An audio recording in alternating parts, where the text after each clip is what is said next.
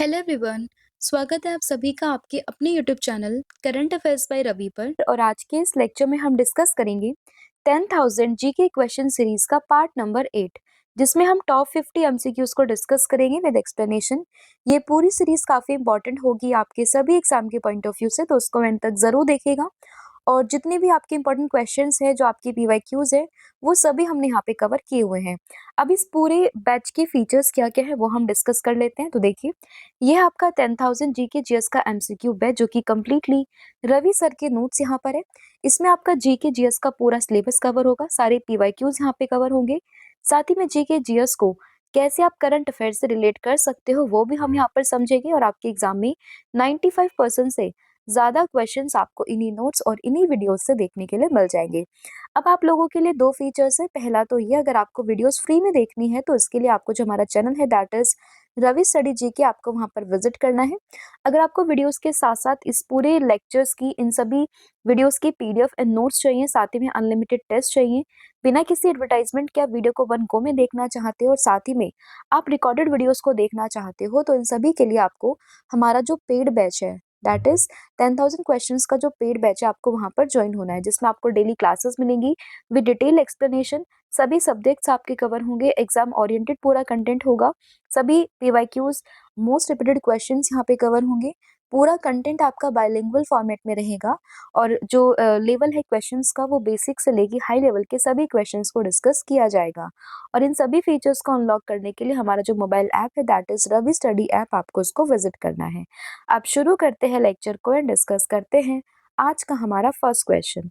तो first question रहेगा, 106वें संविधान संशोधन अधिनियम 2023 की मुख्य विशेषता क्या है। आपसे पूछा गया 106 कॉन्स्टिट्यूशनल अमेंडमेंट एक्ट 2023, इसके स्पेशल फीचर्स क्या है, क्या इसमें हुआ था। तो आपको ध्यान रखना है, इसमें सबसे इंपॉर्टेंट चीज हुई थी कि महिलाओं के लिए 1/3 सीटों का आरक्षण, यानी कि reservation of 1/3 seats for women in the legislature. तो ये आपको ध्यान रखना है। इसमें जो राज्य की विधानसभाएं होती है, दिल्ली विधानसभा में महिलाओं के लिए 1/3 यानी कि 33% का रिजर्वेशन, इसकी बात यहाँ पर करी गई थी। और इस अधिनियम को नारी शक्ति वंदन अधिनियम के नाम से भी जानते हैं। और अभी जो जनगणना होगी उसके बाद में, जो परिसीमन प्रक्रिया पूरी होने के बाद में, इसको यहाँ पे लागू कर दिया जाएगा।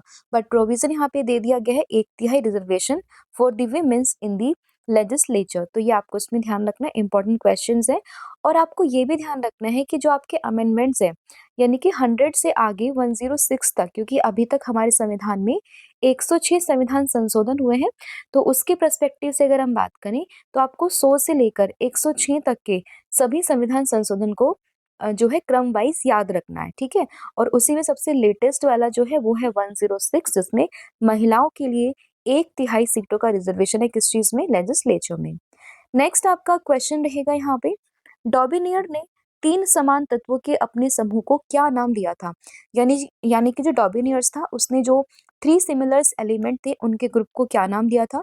तो यहाँ पर उसने नाम दिया था डॉबिनियर्स ट्राइड्स, यानी कि ऑप्शन नंबर बी, जिसको हिंदी में हम कहते हैं त्रिक।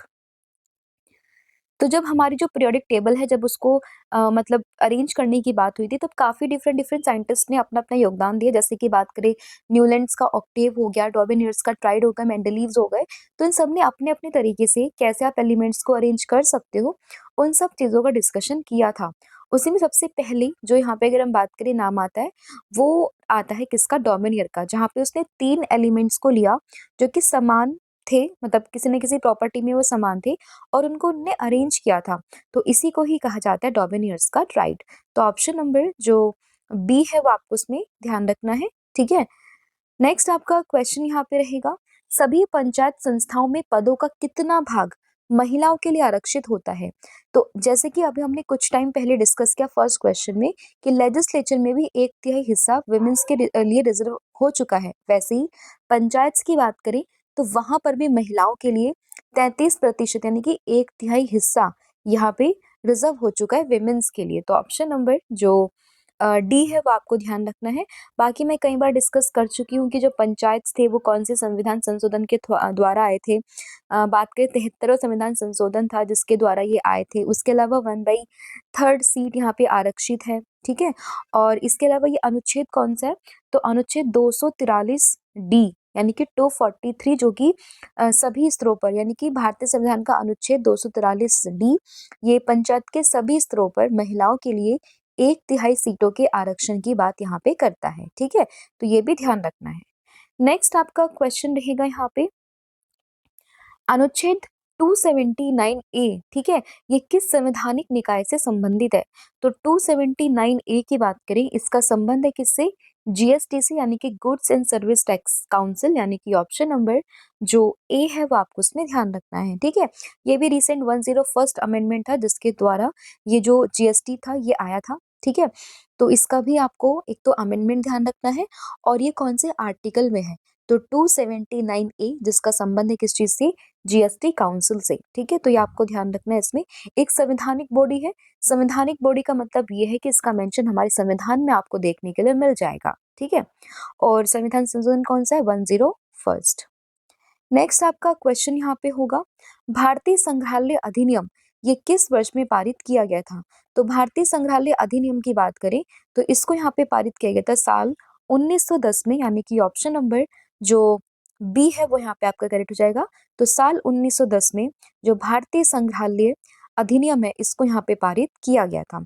ये जो है भारतीय संसद द्वारा अधिनियम एक कानून है जो राष्ट्रीय महत्व के प्राचीन और ऐतिहासिक स्मारकों के संरक्षण और सुरक्षा को यहाँ पे प्रदान करता है, यानी कि जितने भी हमारे हिस्टोरिकल मॉन्यूमेंट्स वगैरह होते हैं तो उनकी संरक्षण करना, उनको सुरक्षा प्रदान करना, तो ये सब कार्य किसका होता है? ये सब कार्य होता है भारतीय संग्रहालय अधिनियम का, जो कि आता है 1910 में। इस एक्ट को पारित यहाँ पे किया गया था। नेक्स्ट आपका क्वेश्चन होगा संघाई हिरन। संगाई हिरन एक स्थानिक प्रजाति है, यह किस भारतीय राज्य में पाई जाती है? तो काफी फेमस है संगाई डियर्स, जो आपको मणिपुर में देखने के लिए मिलेंगे। ठीक है, इससे पहले भी मैंने एक सेट में आप लोगों को संगाई डियर्स के बारे में बताया था, तो ध्यान रखना ये स्पेसिफिकली आपको मिलेंगे कहाँ पे? That is in the Manipur. और मणिपुर में जो केबल लामजो नेशनल पार्क है जो कि अपने फ्लोटिंग जो है नेचर से काफी फेमस है, जिसमें फुमडीज वगैरह होती हैं, तो जो ये पार्क है वहीं पर ही आपको ये संगाई डियर जो है वो देखने के लिए मिल जाएंगे। तो ये है Sangai deer which is in the Manipur. Manipur famous for the Keibul Lamjao जो कि एक फ्लोटिंग नेशनल पार्क है, और यहीं पर आपको फुमडीज देखने के लिए मिल जाएंगी। तो कुछ ऐसे जब आप रिलेट करोगे चीजों को तो आपको आसानी से यहाँ पे चीजें याद हो जाएंगी। फुमडीज क्या होता है? फुमडी एक तरीके से तैरती हुई वनस्पति होती है। जब आप इसकी फोटोज देखोगे ना फुमडीज की, तो आप समझ जाओगे कि पानी में ऐसे लगेगा आपको कि कुछ ऐसे वनस्पति हैं जो कि तैर रही हैं। ठीक है, उन्हीं को ही फुमडीज कहा जाता है। नेक्स्ट आपका क्वेश्चन रहेगा मानिसराम पृथ्वी का सबसे आर्द्र स्थान है, यह कहाँ है? ठीक है, तो अगर हम बात करें मानिसराम की तो वेस्टेस्ट प्लेस्ड है on the earth, it is situated in the Khasi hills. तो गारो, खासी, जयंतिया ये तीनों ही हिल्स आपको मिलेंगी कहाँ पे? मेघालय में। तो गारो, खासी, जयंतिया, उसी में जो खासी पहाड़ियां हैं वहीं पर ही आपको मानिसराम ये जगह देखने के लिए मिल जाएगी। तो इसमें ऑप्शन नंबर जो डी है वो आपको ध्यान रखना है। पहले जो सबसे वेटेस्ट प्लेस होता था पूरे, अगर हम बात करें पृथ्वी का, तो उसको चेरापूंजी कहते थे, बट अभी अगर हम बात करें तो अभी हो चुका है मानेसराम, जो कि पृथ्वी का सबसे आर्द्र, सबसे ज्यादा बारिश होने वाला ये जगह है कहाँ पे? पृथ्वी पर। और ये बेसिकली जो खासी पहाड़ियां हैं, खासी हिल्स है, वहां पर ही आपको देखने के लिए मिल जाएगा। नेक्स्ट आपका क्वेश्चन रहेगा यहाँ पे भारतीय संविधान के किस भाग में केवल एक अनुच्छेद 51 ए है जो नागरिकों के लिए 11 मौलिक कर्तव्यों की संहिता से संबंधित है? तो सबसे पहले ध्यान रखना आर्टिकल 51 ए काफी इंपॉर्टेंट है, आपको ये मिलेगा पार्ट नंबर 4A में। रिलेट करना है आपको 51 ए एंड 4th ए, तो 4th ए में ही आपको 51 ए आर्टिकल मिलेगा, और ये एक ही आर्टिकल है जिसमें कि 11 फंडामेंटल ड्यूटीज के बारे में मेंशन किया गया है। ठीक है, 11 फंडामेंटल ड्यूटीज। और ये जो फंडामेंटल ड्यूटीज थी वो इनिशियली नहीं थी, ये स्वर्ण सिंह समिति थी जिसके रिकमेंडेशन के द्वारा ही यहाँ पर ये समिति, ये जो कर्तव्य हैं वो जोड़े गए थे। शुरुआत में 10 जोड़े गए थे। जो 42वां संविधान संशोधन होता है 1976 में, वहां पर 10 मौलिक कर्तव्य जोड़े गए थे। बाद में 2002 में जब होता है 86th कॉन्स्टिट्यूशनल अमेंडमेंट एक्ट, उसके थ्रू में 11th शेड्यूल को भी यहाँ पर जोड़ा गया था। ठीक है, तो कुल मिला के ध्यान रखना है आर्टिकल 51 ए पार्ट है 4th ए, एंड इसमें है क्या? फंडामेंटल ड्यूटीज, यानी कि हमारे मौलिक कर्तव्य कितने हैं? 11 हैं। क्या ओरिजिनली थे? नहीं, ओरिजिनली नहीं थे। इनको बाद में स्वर्ण सिंह समिति की रिकमेंडेशन से इनको जोड़ा गया था।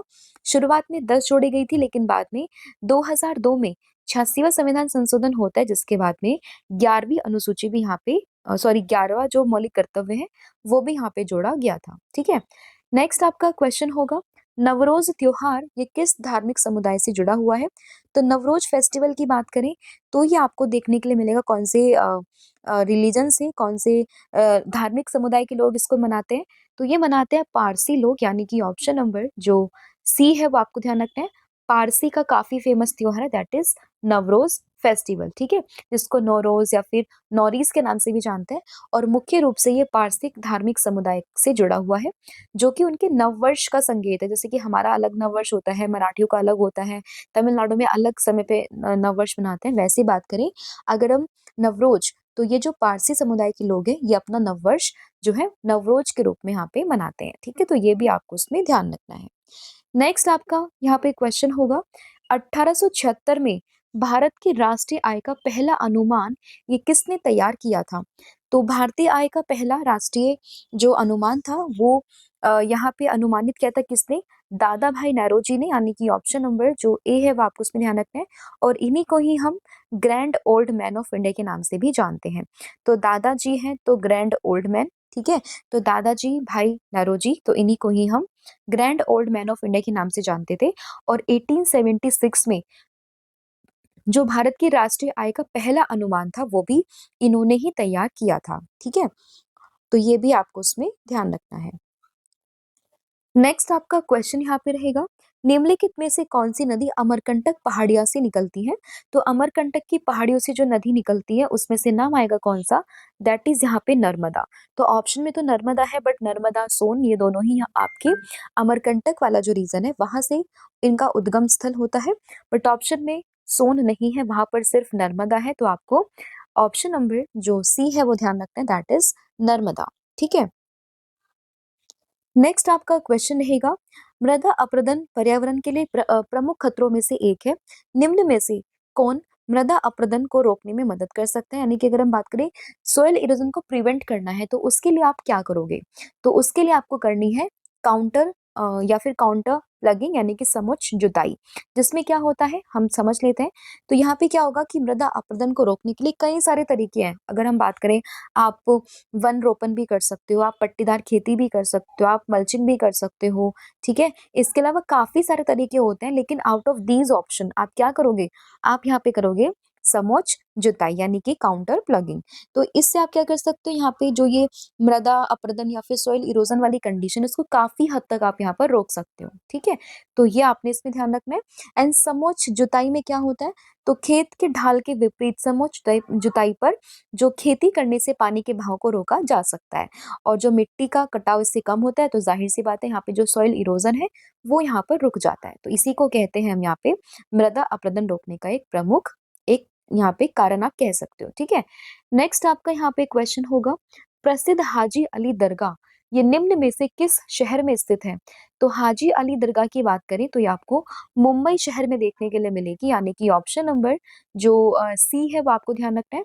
और इसको तैरती हुई मस्जिद के नाम से भी हम जानते हैं। आप देखोगे कि ये बेसिकली पानी में है। ठीक है, तो ये हाजी अली दरगाह ये मुंबई की एक तैरती हुई मस्जिद है, जो कि 19वीं शताब्दी में बनाई गई थी, और इसमें संत पीर हाजी अली शाह बुखारी की कब्र है। ठीक है, ऐसा कहा जाता है कि जब संत हाजी अली जब मक्का की तीर्थ यात्रा पर गए थे तब उनकी मृत्यु हो गई थी, लेकिन चमत्कारिक रूप से जो उनका ताबूत समुद्र के पार चला गया था और मुंबई के तट पर समाप्त हो गया था। तो इसीलिए ही जो इनकी दरगाह है वो भी आपको मुंबई में ही देखने के लिए मिल जाएगी। ठीक है, तो याद रहेगा that is in the Mumbai. Next आपका क्वेश्चन रहेगा भारतीय संविधान का कौन सा अनुच्छेद राज्यों को कुओं, तालाबों और सार्वजनिक मनोरंजन के स्थानों पर उनके उपयोग के विरुद्ध भेदभाव करने से रोकता है? ठीक है, तो यहाँ पे बात आई कि किसी भी समुदाय का कोई भी लोग कहीं से भी, यानी कि आपका जो सार्वजनिक आपके कुएं हैं, तालाब है, या फिर जो भी मनोरंजन के स्थल है, पार्क है, वहां पर वो जा सकता है, कोई भी उनको नहीं रोक पाता, नहीं रोक पाएगा। तो ये आर्टिकल 15 में मेंशन है, यानी कि अनुच्छेद 15 में, जो कि कहता है कि राज्य को किसी भी नागरिक के साथ धर्म, जाति, वर्ण, लिंग या फिर जन्म के स्थान के आधार पर उससे भेदभाव आप नहीं कर सकते हो, ठीक है। तो ये आपका आर्टिकल नंबर 15।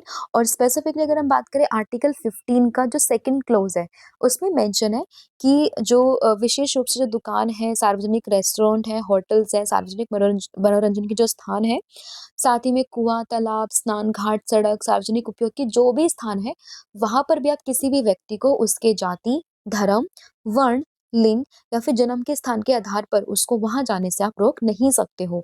तो यही मेंशन आर्टिकल 15 ऑफ 2 में, ठीक है। नेक्स्ट आपका क्वेश्चन रहेगा, भारतीय संविधान के किस भाग में कुछ राज्यों के लिए विशेष प्रावधान शामिल है? तो विशेष प्रावधान आपको मिलेंगे पार्ट नंबर 21 में, यानी कि ऑप्शन नंबर जो डी है वो आपके यहाँ पे करेक्ट हो जाएगा। तो जो पार्ट डी है उसमें स्पेसिफिकली आपको जो विशेष प्रावधान है वो आपको देखने के लिए मिल जाएंगे कुछ स्पेशली राज्यों के लिए, ठीक है। नेक्स्ट आपका क्वेश्चन है, किस मौलिक कर्तव्य प्रावधान में यह निर्धारित किया गया है कि सभी भारतीयों को भारतीय राष्ट्रीय ध्वज और भारतीय राष्ट्रगान का सम्मान करना चाहिए, यानी कि कौन सी फंडामेंटल ड्यूटीज है? तो सबसे पहले मैंने अभी कुछ देर पहले आपको बताया कि हमारी 11 फंडामेंटल ड्यूटीज है, पार्ट नंबर 4 ए में आएंगी और आर्टिकल नंबर 51 ए में आएंगी। रिकमेंडेशन थी स्वर्ण सिंह समिति की, इनिशियली थी 10, फिर बाद में 86 जब संविधान संशोधन होता है तो 11वें नंबर की जोड़ी गई थी। अब उसमें से कौन सी ऐसी हमारी फंडामेंटल ड्यूटीज है जिसमें की बात की गई है कि जो हमारा राष्ट्रीय ध्वज है, यानी कि जो हमारा नेशनल फ्लैग है और राष्ट्रगान है, हमें उसका सम्मान करना चाहिए। तो ये बात कौन से ड्यूटी में, कौन से नंबर की ड्यूटी में लिखी गई है? तो ये आपको ध्यान रखना है। इसमें आएगी आपकी ड्यूटी 51 का जो ए का पार्ट ए है, यानी कि 51 ए सब क्लॉज ए। तो उसी में ही इस चीज के बारे में मेंशन है। तो ऑप्शन नंबर जो बी है वो आपका यहाँ पे करेक्ट हो जाएगा, अनुच्छेद 51 का ए। नेक्स्ट आपका क्वेश्चन रहेगा, पश्चिम अफ्रीका की निम्नलिखित में से कौन सी झील सूखकर रेगिस्तान में बदल गई? यानी कि अगर हम बात करें वेस्ट अफ्रीका की, वो कौन सी झील है जो अब सूखकर रेगिस्तान में बदल गई है? तो उसमें आपको नाम ध्यान रखना है फागुईबाइन झील का, यानी कि ऑप्शन नंबर जो बी है वो आपका यहाँ पे करेक्ट हो जाएगा। पहले काफी पानी था इस झील में, लेकिन अब वो सूख कर क्या हो गई है, रेगिस्तान में बदल गई है। तो अगर आपसे लोकेशन पूछे कि फागुईबाइन झील ये कहाँ पर है, तो ध्यान रखना है ये हो गया आपकी वेस्टर्न अफ्रीका में, ठीक है। तो ऑप्शन नंबर जो बी है वो आपको ध्यान रखनी है। एंड स्पेसिफिकली अगर हम कंट्री की बात करें तो आपको माली देश में देखने के लिए मिल जाएगी। और इसके सूखने का कारण क्या है? तो विनाशकारी सूखे का कारण जलवायु परिवर्तन के कारण बहुत सी कारण है जिसकी वजह से ये जो पूरी लेक है यहाँ पर सूख कर रेगिस्तान में बदल गई है। नेक्स्ट आपका क्वेश्चन रहेगा, आप देख सकते हो ये पूरी यहाँ पे पहले लेक हुआ करती थी, बट अभी ये पूरी तरीके से सूख चुकी है। नेक्स्ट आपका क्वेश्चन है, निम्नलिखित में से किस नदी को वितस्ता भी कहा जाता है? तो वितस्ता यहाँ पे कहते हैं कौन से रिवर को? दैट इज ऑप्शन नंबर जो यहाँ पे ए होगा, दैट इज झेलम। तो झेलम विशिष्टा वी जे, ठीक है। तो वी जे आप रिलेट कर सकते हो वितस्ता झेलम से, यानी कि ऑप्शन नंबर जो ए है वो आपका यहाँ पे करेक्ट हो जाएगा। नेक्स्ट आपका क्वेश्चन है, कौन सा ग्रह सल्फ्यूरिक अम्ल के घने सफेद और पीले बादलों से बना हुआ है? तो ये होगा आपका कौन सा, दैट इज विनस। तो हमारे पूरे सौर मंडल में कुल मिला के 8 प्लेनेट है, ठीक है, जिसमें कि विनस यानी कि जो शुक्र है उसके पास सल्फ्यूरिक अम्ल के घने सफेद और पीले बादल है, उसी से ये पूरा मिलके बना हुआ है। तो ऑप्शन नंबर जो बी है वो आपको इसमें ध्यान रखना है। और शुक्र ग्रह की बात करें तो इसको हम पृथ्वी की जुड़वा बहन के नाम से भी जानते हैं, क्योंकि इसका जो आकार और घनत्व है वो बिल्कुल पृथ्वी के समान ही माना जाता है, ठीक है। और इसमें आपको ध्यान रखना है कि ये इसका वायुमंडल ज्यादातर कार्बन डाइऑक्साइड से बना हुआ है, जो कि ग्रीन हाउस गैस को यहाँ पे पैदा करता है। नेक्स्ट आपका क्वेश्चन होगा यहाँ पे, पंजाब में निम्न में से कौन सा त्योहार खालसा पंथ की स्थापना के उपलक्ष्य में मनाया जाता है?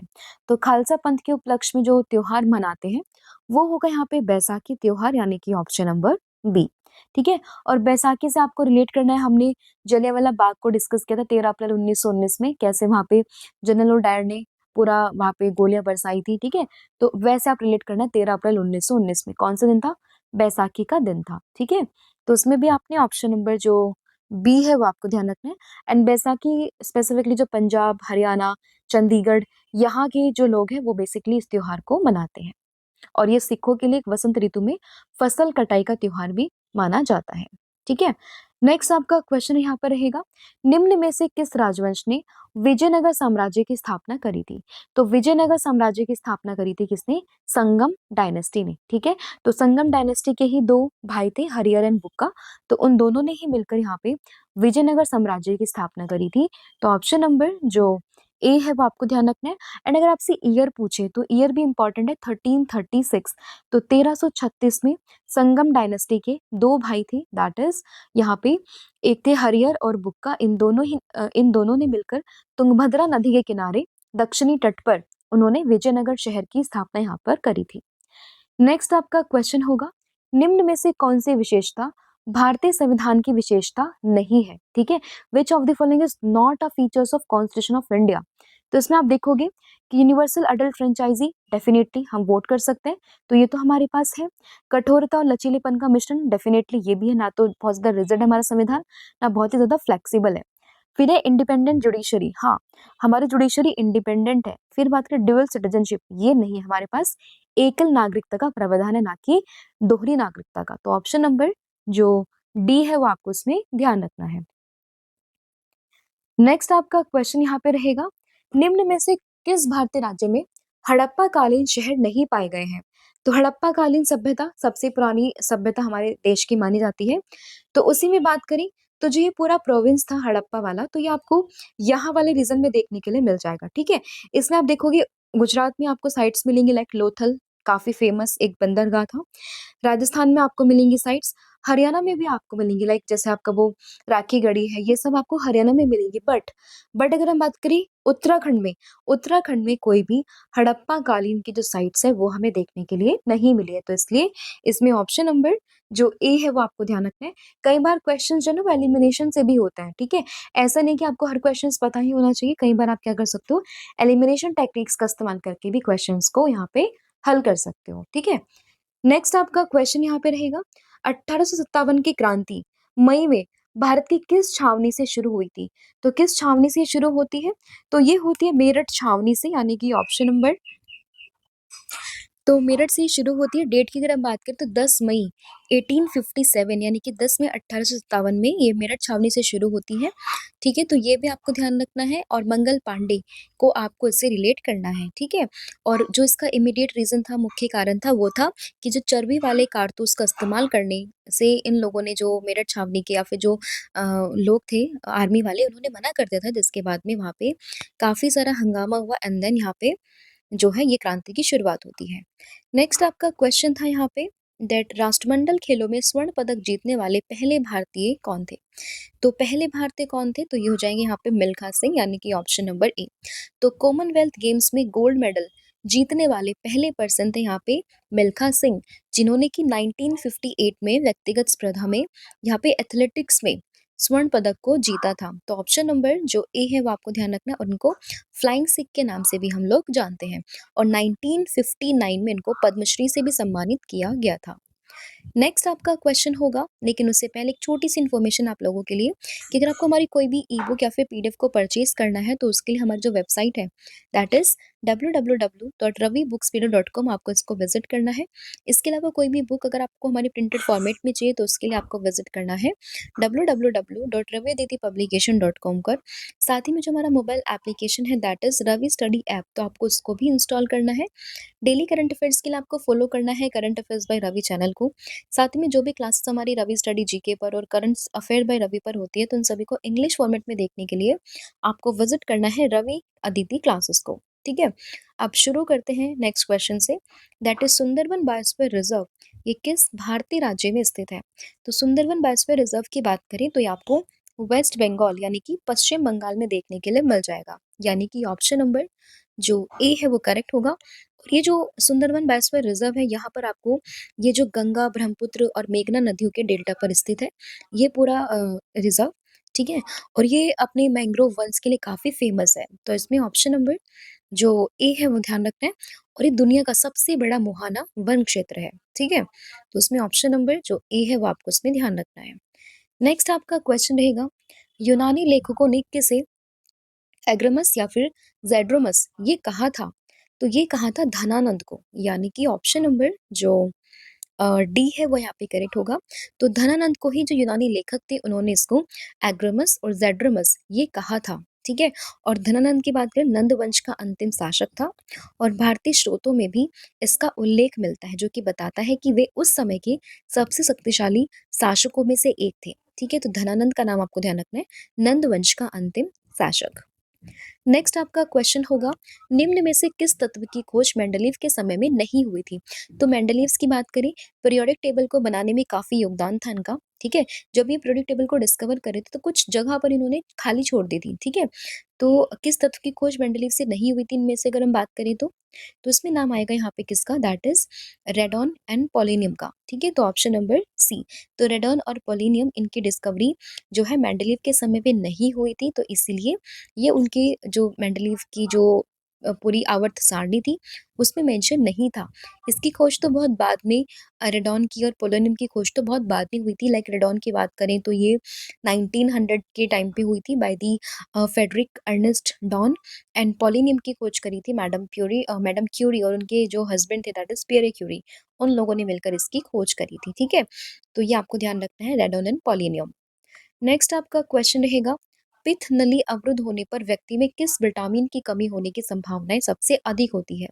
तो पित्त नली जब अवरुद्ध होती है यानी कि जब जो बाइल डक्ट है वो ब्लॉक हो जाते हैं, तो उस कंडीशन में जो पर्सन के पास में किसकी डेफिशिएंसी होती है, तो उसके पास में विटामिन ए की डेफिशिएंसी यहाँ पे हो जाती है। तो ऑप्शन नंबर जो डी है वो आपको ध्यान रखना है।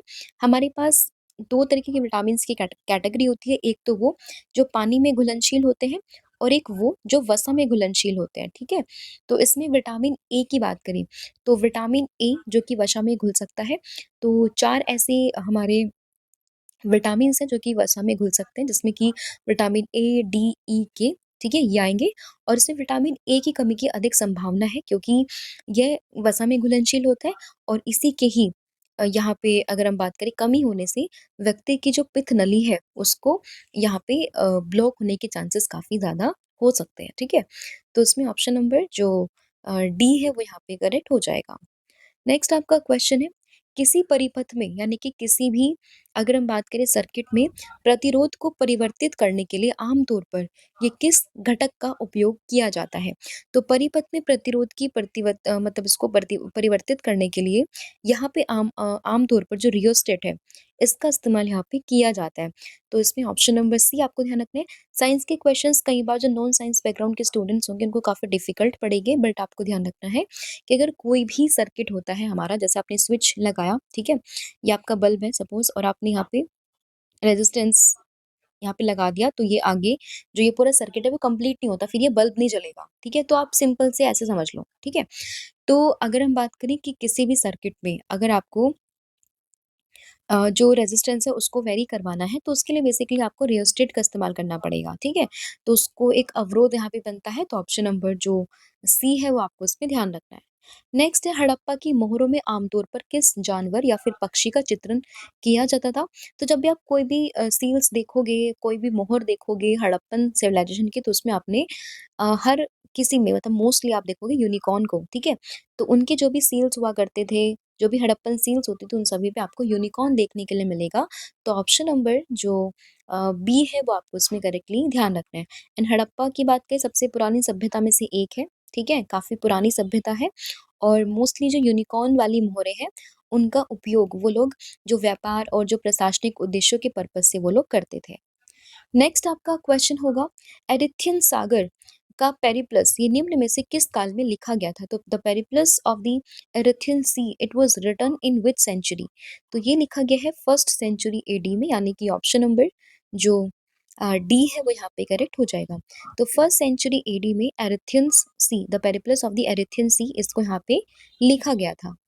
नेक्स्ट आपका क्वेश्चन होगा, उड़ती अप्सरा चित्रकला निम्न में से किस गुफा की उत्कृष्ट कृति है। तो द फ्लाइंग अप्सरा की अगर हम बात करें तो ये आपको जो अजंता की केव्स है वहां पर देखने के लिए मिलेगी। तो अजंता की केव्स में जो कि महाराष्ट्र में है वहीं पर ही आपको उड़ती अप्सरा इसका चित्रण देखने के लिए मिल जाएगा, ठीक है। तो इसमें ध्यान रखना है ऑप्शन नंबर बी। नेक्स्ट आपका क्वेश्चन है, निम्नलिखित में से पाल वंश के संस्थापक कौन थे। तो जितनी भी डायनेस्टीज है ना उनके पहले फाउंडर, ठीक है, और उनके जो लास्ट जो भी थे, ठीक है? लास्ट शासक कौन थे, लास्ट रूलर, तो उनके नाम आपने ध्यान रखना है। तो पाल वंश की बात करें तो सबसे पहले उनके संस्थापक कौन थे? तो ये हो जाएँगे गोपाल, यानी कि ऑप्शन नंबर जो सी है वो आपको उसमें ध्यान रखना है। नेक्स्ट आपका क्वेश्चन है, ओजोन क्षयकारी पदार्थों के उत्सर्जन को नियंत्रित करने के लिए किस अंतरराष्ट्रीय समझौते पर हस्ताक्षर किए गए थे? तो ये किए गए थे यहाँ पे किस चीज पे, दैट इज मॉन्ट्रियल प्रोटोकॉल पर, यानी कि ऑप्शन नंबर ए। तो जब भी मॉन्ट्रियल आता है तो आपने ओजोन से रिलेट करना है, और जो भी ओजोन डिप्लीटिंग सब्सटेंस होते हैं तो उनके एमिशन को कंट्रोल करने के लिए जिस इंटरनेशनल एग्रीमेंट पर साइन किया गया था वही था यहाँ पे मॉन्ट्रियल प्रोटोकॉल। और ओजोन फार्मूला O3 कहाँ पर मिलता है? स्ट्रेटोस्फेयर पे, यानी कि समताप मंडल पर। ठीक है, नेक्स्ट आपका क्वेश्चन रहेगा, भारतीय संविधान का अनुच्छेद 243 ई पंचायत की किस विशेषता से संबंधित है? ठीक है, तो ये होगा आपका किस चीज से, दैट इज इसमें आपको रिलेट करना है पंचायतों में उसकी अवधि से रिलेटेड। हालांकि ऑप्शन नंबर डी आपको ध्यान रखना है। कई बार मैं पंचायत को डिस्कस कर चुकी हूँ, आर्टिकल 243, ठीक है, 243 से लेकर 243 ओ तक ये पूरा मेंशन है पंचायत के बारे में। 73 अमेंडमेंट था, ठीक है, पार्ट यहाँ पे 9th है। इसके अलावा बात करें कितनी कौन सी अनुसूची में, 11वीं अनुसूची में है।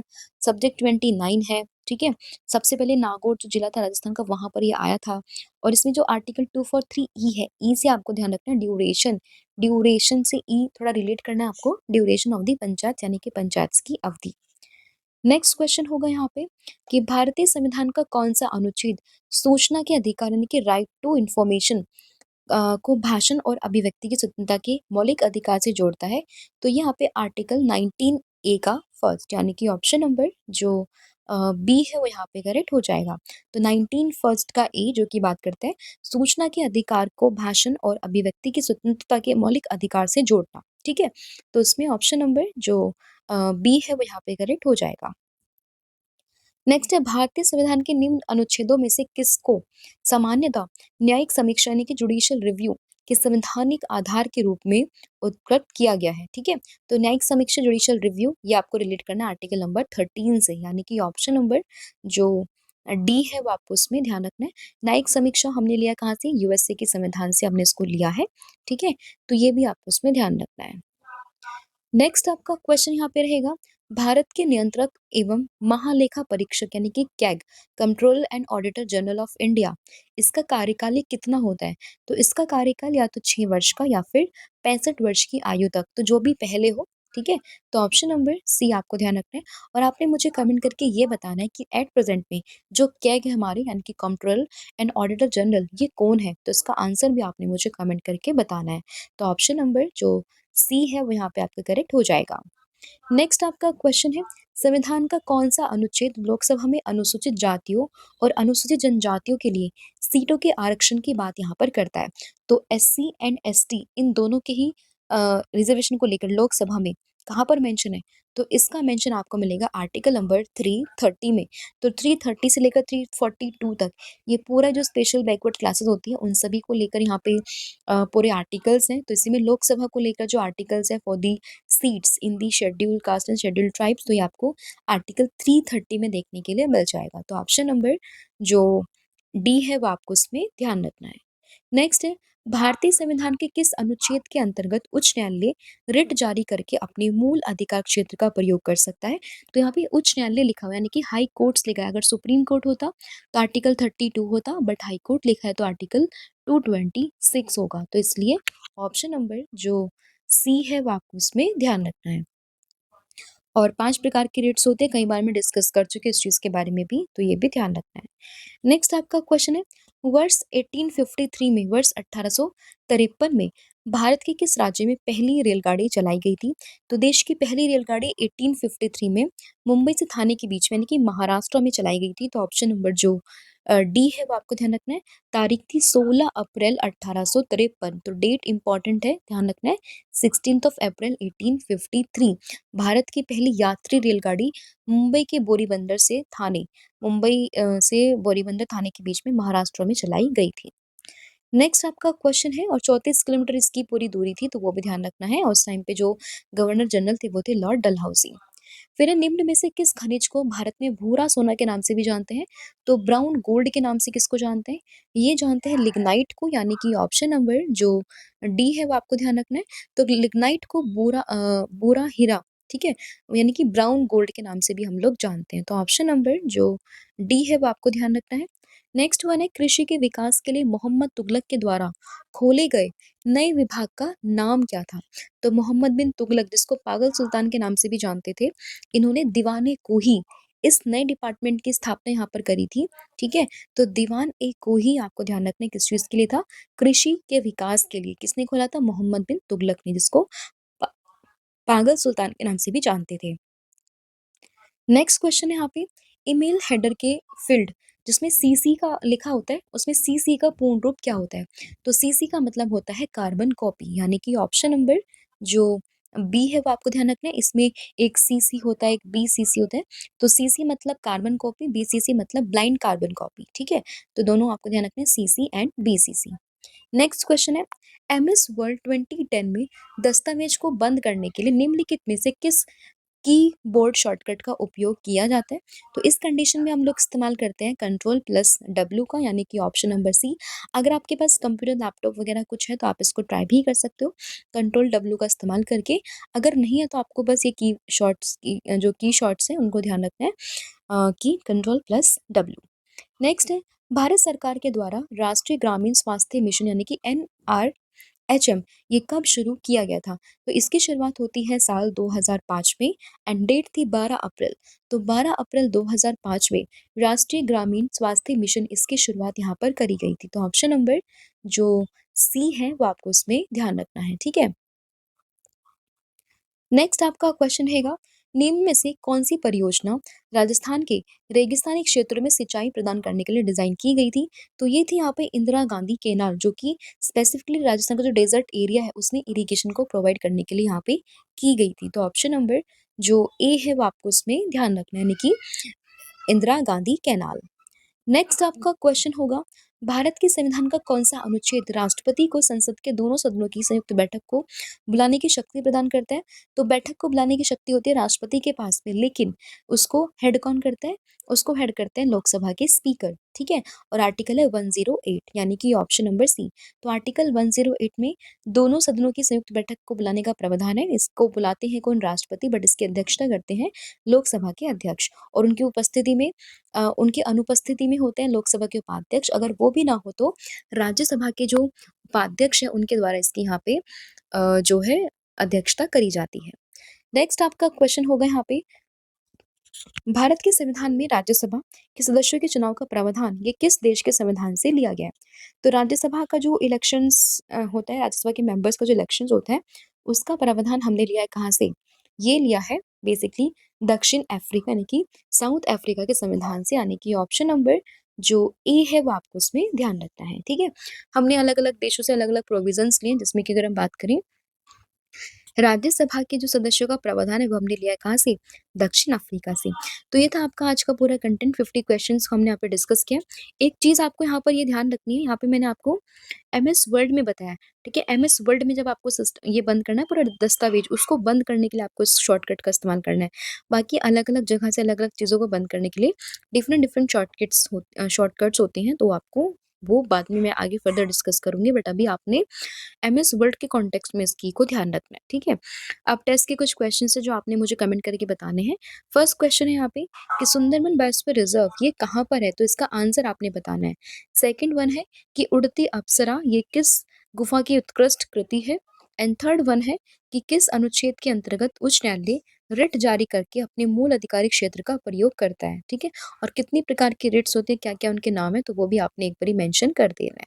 ठीक है, और इसके अलावा डेली करंट अफेयर्स को फॉलो करने के लिए मतलब पढ़ने के लिए आप हमें फॉलो कर सकते हो करंट अफेयर्स बाय रवि पर डेली बेसिस पर। 12 क्वेश्चंस का डिस्कशन यहाँ पर होता है। इसके अलावा जो भी हमारे यहाँ पे वेबसाइट्स हैं बुक्स की जो आप घर पर बैठे मंगवा सकते हो, तो आपको विजिट करना है www.ravididipublication.com पर। साथ ही में जो हमारी नोट्स की वेबसाइट है दैट इज www.ravibookspeeder.com, आप इसको भी विजिट कर सकते हो। यहाँ पे आपको सभी लेटेस्ट PDF अवेलेबल हो जाएंगी साथ ही में जो ऐप है उसको भी आपने इंस्टॉल करना है, जहाँ पर आपको विजेता batch, current affair series, GK notes, e books, test, free PDF, current affair के नोट्स, यूट्यूब जो वीडियोस होते हैं उनके नोट्स, ये सभी आपको यहाँ पे अवेलेबल हो जाएंगे। बाकी टेलीग्राम और इंस्टाग्राम से जुड़ने के लिए आपने फॉलो करना है रवि स्टडी जीके को। Thank you so much, have a good day. और वीडियो कैसी लगी है कमेंट करके हमें जरूर बताएं। Thank you so much.